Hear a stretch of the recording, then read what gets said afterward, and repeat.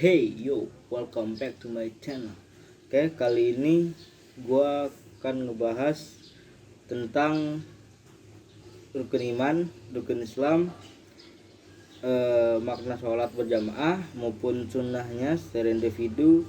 Dan yang ketiga itu menjelaskan tentang makna puasa, serta gua akan nyebutin macam-macam puasa. Dan yang keempat itu cara merawat jenazah. Dan yang kelima itu membaca ijab kabul zakat. Dan yang terakhir itu gua akan jelaskan hadis-hadisnya.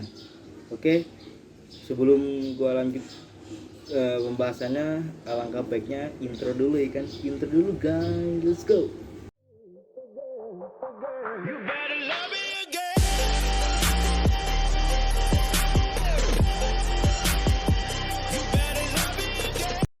Sebelumnya kalian tuh tahu nggak sih rukun iman dan rukun Islam itu apa? Kalau belum tahu, gua akan jelasin dulu ya apa itu rukun iman dan rukun Islam. Yang pertama itu rukun iman. Rukun iman itu menurut bahasa artinya membenarkan, sedangkan menurut istilah syariat itu mengakui dengan lisan atau perkataan, membenarkan atau tasyidik dengan hati dan mengamalkannya dengan anggota tubuh. Adapun rukun iman itu sendiri terdiri atas 6 rukun, antara lain rukun iman kepada Allah, rukun iman kepada malaikat, rukun iman kepada kitab-kitab Allah, rukun iman kepada nabi dan rasul, rukun iman kepada hari akhir, dan yang terakhir itu rukun iman kepada qada dan qadar. Yang kedua itu adalah rukun Islam. Rukun Islam itu dalam agama Islam, bayi yang baru lahir telah diislamkan oleh Allah semenjak ia akan dilahirkan di dunia. Walaupun demikian, banyak agama yang mempunyai ajaran tersendiri, begitu juga dengan Islam. Dalam agama Islam terdapat 5 pilar yang menciri khaskan seorang muslim. Pilar ini disebut sebagai rukun Islam. Rukun Islam inilah yang menjadi pedoman umum seorang muslim dalam beribadah kepada Allah. Adapun rukun Islam itu sendiri antara lain, yang pertama itu syahadat, 2 sholat, 3 zakat, 4 puasa, dan 5 itu pergi haji. Nah kan gue tadi udah ini tuh jelasin rukun Islam sama rukun iman. Yang kedua itu gue akan ngebahas tentang sholat berjamaah dan dapat menjadikan sholat sunnah secara individu. Dalam hadis dikatakan bahwa pahala sholat berjamaah adalah 27 kali dibandingkan dengan sholat sendiri. Sholat berjamaah berarti berkelompok dengan panduan seorang imam. Apa yang dilakukan imam akan diikuti oleh makmum. Kecuali imam salah, semua makmum harus berbaris dengan saf yang lurus dan teratur. Tadi tuh gue nyebutin rukun iman sama Islam, dan yang kedua itu sholat. Dan yang ketiga ini gue akan jelasin apa itu puasa dan menyebutkan macam-macam puasa. Secara harfiah, puasa dalam Islam didefinisikan untuk menjauhkan diri sepenuhnya dari makanan, minuman, hubungan intim, dan merokok, mulai dari terbitnya fajar sampai terbenamnya matahari selama seluruh bulan Ramadan, bulan ke-9 di tahun Islam.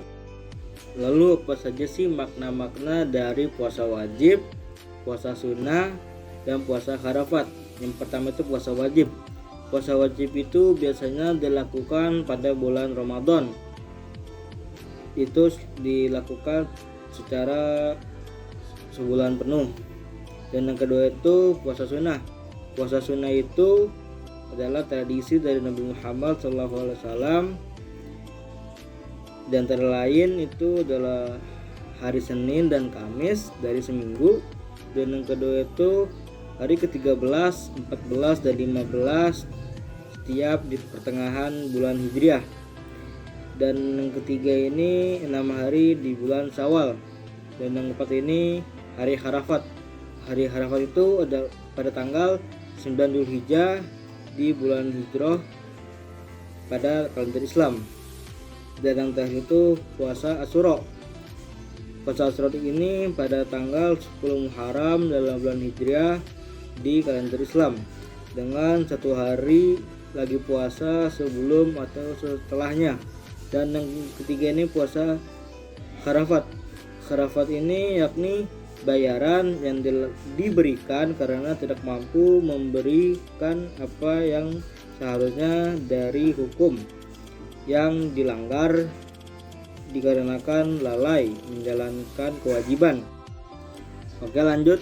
Yang keempat ini adalah mengurus atau merawat jenazah. Pengurusan jenazah hendaknya adalah orang yang lebih mengetahui sunnahnya dalam tingkatan sebagai berikut. Jenazah lelaki diurusi oleh orang yang telah ditunjuk oleh si mayit sendiri sebelum wafatnya berdasarkan wasiatnya, kemudian bapaknya, lalu anak laki-lakinya, kemudian keluarga terdekat si mayit. Dan yang kedua ini jenazah wanita. Jenazah wanita diurusi oleh orang yang telah ditunjuk oleh si mayit sendiri sebelum wafatnya berdasarkan wasiatnya, kemudian ibunya, kemudian anak perempuannya, dan nanti ini keluarga terdekatnya. Dan yang ketiga ini suami diperbolehkan mengurusi jenazah istrinya, begitu pula dengan sebaliknya. Dan yang keempat ini adapun jenazah laki-laki yang belum balik dapat diurusi oleh kaum laki-laki ataupun kaum wanita karena tidak ada batasan aurat bagi mereka. Apabila seorang lelaki wafat di antara kaum wanita tanpa ada seseorang laki-laki muslim pun bersama mereka dan tanpa ada istrinya dan atau ibunya, demikian pula sebaliknya, maka cukup ditayamumkan saja. Dan yang terakhir ini seorang muslim tidak diperbolehkan mengurusi jenazah orang kafir pada surat At-Taubah ayat 84. Oke, gue akan ngebahas tentang doa kabul pada zakat. Doa ini diucapkan pada saat kita ingin mengeluarkan zakat atau membayar zakat. Doanya seperti ini. Nawa itu an ukhrija zakatal fitri an nafsi fardu lillahi ta'ala, yang artinya sengaja aku mengeluarkan zakat fitrah pada diri aku sendiri, fardu karena Allah Ta'ala. Kayak yang terakhir gue akan ngejelasin sebuah hadis dan menjelaskan hadis tersebut. Yang pertama ini hadisnya berbunyi innamu ahmaluhu bin niyat, yang artinya kosakata dari innama adalah adatul hasr, untuk membatasi, yakni menetapkan sesuatu yang disebut setelahnya dan menafikan sesuatu yang tidak disebut. Dengan demikian hadis ini menunjukkan bahwa tidak ada amal perbuatan yang sah atau sempurna hukumnya kecuali berdasarkan niat. Dan huruf ba atau bin niat ini menunjukkan arti musahabah atau menyertai. Dan ada juga yang mengartikan sababiyah, menunjukkan sebab. Niat adalah bentuk jamak dari kata niat. Secara etimologi bermakna kehendak, dan secara terminologi bermakna kehendak yang dibarengkan dengan perbuatan nyata. Sekian dan terima kasih.